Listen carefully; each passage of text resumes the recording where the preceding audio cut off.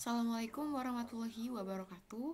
Perkenalkan, nama saya Anissa Citra Pratiwi dengan NPM 22170510008, ingin mengerjakan tugas prasyarat UAS mata kuliah pengantar organisasi komputer dengan Bapak atau dosen pengampu Bapak Febi Eka Febrian MT. Baik, sebelum memulai, baiknya kita mengenali bagian-bagian yang ada pada CPU 8 bit ini. Yang pertama itu ada tombol reset. Tombol reset di sini tuh gunanya ketika laptop itu dihidupkan atau komputer itu dihidupkan, dia akan mereset seluruh pekerjaan yang sedang dilakukan atau sebuah program yang sedang berjalan dihentikan gitu. Kemudian ada start atau stop. Ini gunanya untuk menyalakan dan mematikan komputer. Selanjutnya ada keyboard. Keyboard ini gunanya untuk menginputkan apa aja yang kita ingin input. Kalau bisa dibilang dia ini adalah gerbang utama sebuah instruksi itu masuk. Kemudian selanjutnya ada clear. Clear ini untuk membersihkan yang kita inputin ke keyboard itu. Kemudian ada disk. Disk ini adalah langkah sebelum ditampilkannya sebuah instruksi di display. Nah, si disk ini adalah penyimpanan yang bakal ditampilkan ke display. Kemudian ada RAM. RAM ini adalah random access memory. Gunanya random access memory ini itu untuk nyimpen data, tapi datanya bersifat sementara gitu. Kemudian ada ROM. ROM ini read only memory. Nah, bersifat permanen. Kalau tadi bersifat sementara, dan ROM ini adalah penyimpanan data-data yang gak akan hilang ketika komputer itu dimatikan. Kemudian selanjutnya ada CPU Logisim 8 bit. Nah, ini ada bagian-bagiannya. Bagian-bagian utamanya diantaranya adalah control unit. Control unit di sini itu gunanya adalah bagian itu yang mengontrol semua yang terjadi di prosesor. Nah, control unit ini itu merupakan perangkat pertama yang melakukan fast data daripada si memori. Nah, kemudian fungsi-fungsi yang ada itu bakal didecoder dan dijadikan sebuah instruksi untuk komponen-komponen yang ada di komputer. Kemudian selanjutnya ada program counter. Nah, program counter ini itu fungsinya untuk menyimpan address dari data memori, kemudian melakukan pemindahan data tersebut dari satu address ke address lainnya. Nah, kemudian ada ALU. ALU atau Algoritma Logic Unit itu terdiri dari dua bagian. Ada unit logika boolean dan unit aritmetika. Nah, pada proses soal pertama, yaitu menampilkan jalannya text editor, itu di bagian ALU atau yang digunakan ini adalah unit logika booleannya. Balik kita ke Logisim. Nah, terus bagaimana sih proses jalannya yang kita inputkan di keyboard ini hingga bisa tampil atau terdisplay di video TTY atau LED control ini. Pertama kita hidupin dulu Logisimnya. Kita start atau stop. Oke, nanti ada menu. Kita pilih yang text editor karena kita mau menjelaskan yang text editor terlebih dahulu melalui keyboard ini. Kita pilih 4, 4. Maka akan ditampilkan text editor. Kita pilih 2 untuk add new file. File numbernya kita 1 aja. Kemudian kita tulis nama lengkap kita.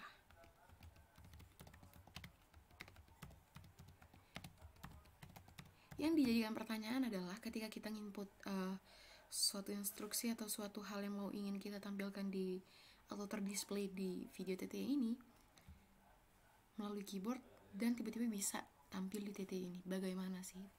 Oke, yang pertama itu hal yang diinputkan di keyboard ini akan diatur ulang dengan yang namanya set instruksi, di mana keyboard ini akan masuk ke hasil inputan keyboard ini akan masuk ke CPU atau CPU Logisim 8 bit ini. Kemudian, nah di bagian CPU Logisim ini tuh ada apa aja? Di CPU Logisim ini tuh ada keyboard control. Keyboard control ini gunanya untuk apa? Untuk mengatur inputan. Jadi supaya inputan kita tadi itu dapat terdistribusi ke semua komponen yang ada di CPU. Kemudian ada bus. bus di sini sangat mengambil peran penting karena bus ini sebutan jalur di mana data itu dapat mengalir dari komputer. Jadi data yang ada di program itu tersimpan di dalam memori, kemudian dapat diakses dan eksekusi oleh CPU melalui perantara sistem bus ini.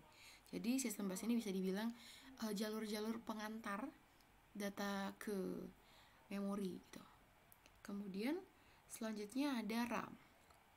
RAM ini tadi sudah dijelaskan adalah random access memory, di mana di sini tuh nanti inputan kita tadi, misalkan huruf pertama nama saya tadi adalah A kapital, maka di RAM ini akan diterjemahkan dalam sebuah kode biner, karena pada dasarnya komputer kan hanya memahami bahasa mesin atau yang kerap disebut kode biner, yaitu 0 dan 1. Nah, kemudian setelah diterjemahkan dan dicocokkan dengan kode binernya, maka ia dapat menjalankan instruksi sesuai dengan kode biner yang tadi telah dicocokkan. Misalkan kode biner dari A kapital tadi itu adalah 00001010. Kemudian setelah dari RAM ini ada namanya control unit. Control unit tadi sudah dijelaskan, ia itu pemegang kendali. Jadi dia yang ngatur gitu, ngasih instruksi-instruksi kepada komponen-komponen lain yang ada di prosesor. Kemudian selanjutnya ada I/O atau input output ports. Nah, di sini dia itu tugasnya untuk ngatur input apa sih yang harus dimasukkan dan output apa yang harus dihasilkan. Balik kita ke tampilan komputer ya. Nah, setelah tadi inputan masuk ke keyboard, setelah inputan tadi masuk ke keyboard dan dilanjutkan ke CPU, nah setelah dari CPU itu dia akan masuk ke RAM, random access memory. Nah ya tadi seperti tadi yang dikatakan, di sini dia akan diterjemahkan. Kemudian setelah diterjemahkan menjadi kode-kode biner atau bahasa mesin, dia bakal balik lagi ke CPU dan dari CPU akan dikirimkan ke ROM atau read only memory. Nah, dimana di sini tuh instruksi tadi yang udah berupa bahasa mesin tuh akan dibaca dan disimpan secara permanen.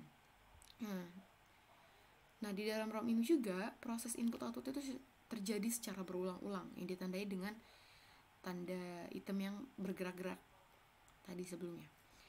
Dia pindah-pindah gitu. Jadi dia melakukan input output secara terus berulang-ulang. Kemudian dari ROM ini nanti dikembalikan ke CPU lagi. Dan dari CPU akan diteruskan ke disk. Nah, disk ini itu adalah tempat untuk mengalokasikan data yang bakalan ditampil atau didisplaykan ke layar. Bisa berupa foto, teks, dan video. Tapi karena konteks kita adalah sedang membahas teks, maka yang akan ditampilkan adalah teks gitu. Karena saya tadi mengetik Anissa Citra Pratiwi, nama lengkap saya sendiri, maka yang terdisplaykan adalah ya Anissa Citra Pratiwi. Baik, lanjut ke soal berikutnya. Soal berikutnya adalah jelaskan sistem operasi aritmatika yang ada di ALU pada opsi ke-1 dengan menginputkan 4 digit terakhir NPM. Baik, kita balik ke logi SIM dan kita reset.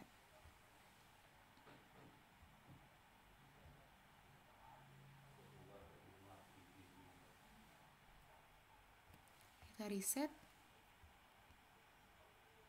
Oke. Kita simulasi enable. Oke, selanjutnya kita aktifin lagi.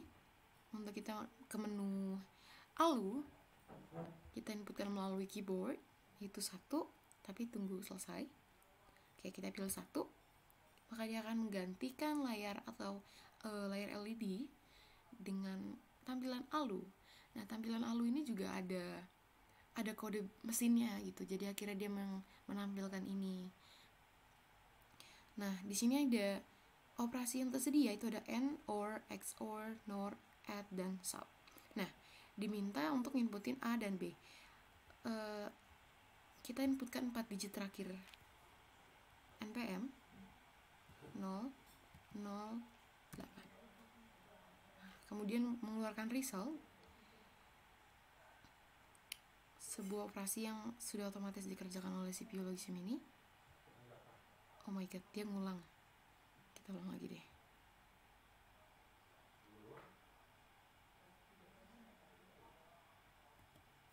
Oke, kita inputin 4 digit NPM terakhir 1008.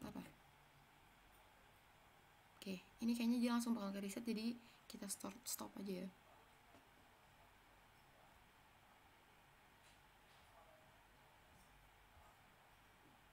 Oke, di sini udah dihasilkan dari NPM 1008 ini bagaimana sih bisa dirubah jadi bahasa-bahasa mesin ini. Baik, kita simak cara mengkonversi hal-hal tersebut.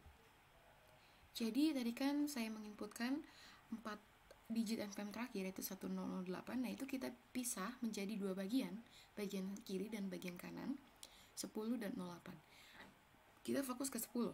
Nah, di 10 ini juga kita dipisahkan menjadi sektor kanan dan sektor kiri, yaitu 0 dan 1.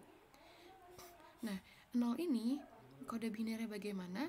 Kita tuliskan dulu kotak-kotak seperti ini dengan basis 2 pangkat 0, 2 pangkat 1, 2 pangkat 2, dan 2 pangkat 3.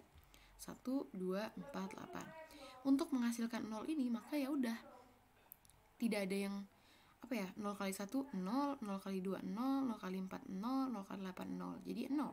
Sesuai. Kemudian yang sebelahnya 1. Bagaimana menghasilkan 1 dalam kode mesin, dalam kode biner atau bahasa mesin? Seperti biasa kita gunakan basis biner, yaitu basis 2, pangkatnya 0, 1, 2, 3, 4, 5, dan seterusnya. Supaya menghasilkan angka 1, maka ya udah satunya 1 kali 1, 1, 0 kali 2, 0, 0 kali 4, 0, 0 kali 8, 0, 1. Jadi setelah digabungkan 0, 0, 0, 1, 0, 0, 0, 0. Bahasa mesin dari 1 dan 0 ini. Kemudian yang sebelahnya juga seperti itu, 0 sebelah kiri dan 8 sebelah kanan. Gunakan basis data 2 dengan pangkat terurut 0, 1, 2, 3, 4, 5. Dan bagaimana menghasilkan 8 ini? 0 kali 1, 0, 0 kali 2, 0, 0 kali 4, 0, 1 kali 8, 8. Maka sesuai yang diminta 8. Berarti ini bahasa mesin C8. Kemudian ini juga seperti yang tadi, karena 0 ya kita nolkan semua saja. Jadi kode bahasa mesin yang terbentuk adalah 0, 0, 0, 1, 0, 0, 0, 0, 0, 0, 1, 0, 0, 0. Seperti ini. Sesuai pada logisim yang ada 10 dan 08. Kemudian N. Kita masuk ke operasi N. Operasi N ini itu seperti dianggapnya perkalian gitu. Ini udah saya SS dari logisim. Dan di sini ada aturannya, di mana logisim itu kalau saya mengibarkan sebagai operasi perkalian. 0 kali 0, 0, 1 kali 0, 0, 0 kali 1, 0, 1 kali 1, 1. Maka tinggal kita kalikan aja nih berdua nih. 0 kali 0, 0, 0 kali 0, 0, 0 kali 0, 0, 0 kali 0, 0, 1 kali 0, 0, 0 kali 0, 0, 0 kali 0, pokoknya hasilnya 0 semua. Jadi peroperasian ini menghasilkan desimal 0 dengan bahasa mesin atau kode biner ini. Kemudian ada OR. Di OR ini kita bisa lihat, OR ini kalau saya mengibaratkan sebagai operasi perkurangan, penjumlahan. Jadi nih, 0 tambah 0, 0, 1 tambah 0, 1, 0 tambah 1, 1. Nah, karena bahasa mesin itu kan 0 sama 1, jadi ketika bertemu 1 dan 1 ya hasilnya 1 gitu. Kita langsung kita jumlahin aja. 0 tambah 0, 0, 0 tambah 0, 0, 0 tambah 0, 0, 0 tambah 1, 1, 1 tambah 0, 1, 0 tambah 0, 0, 0 tambah 0, 0, 0 tambah 0, 0. Gitu. Jadi bahasa mesin yang terbentuk adalah 0, 0, 0, 1, 1, 0, 0, 0. Gitu.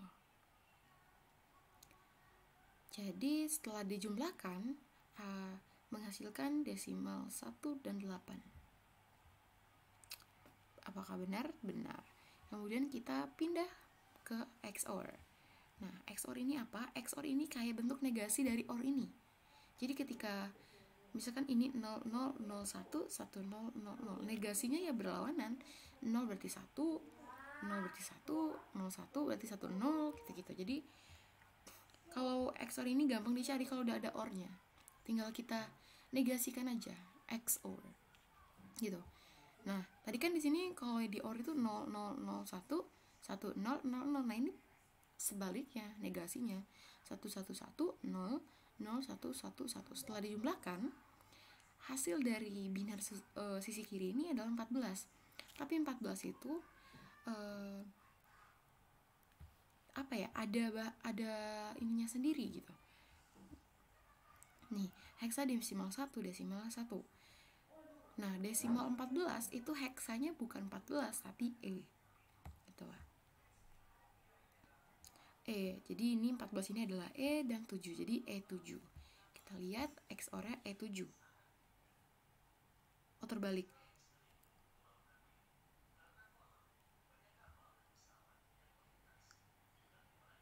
Ini kenapa terbalik ya?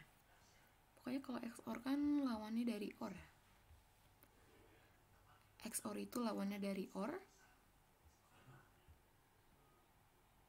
Oh enggak dong, XOR tuh punya prinsip sendiri. NOR ini yang negasi OR. Baik, ada kesalahan sedikit.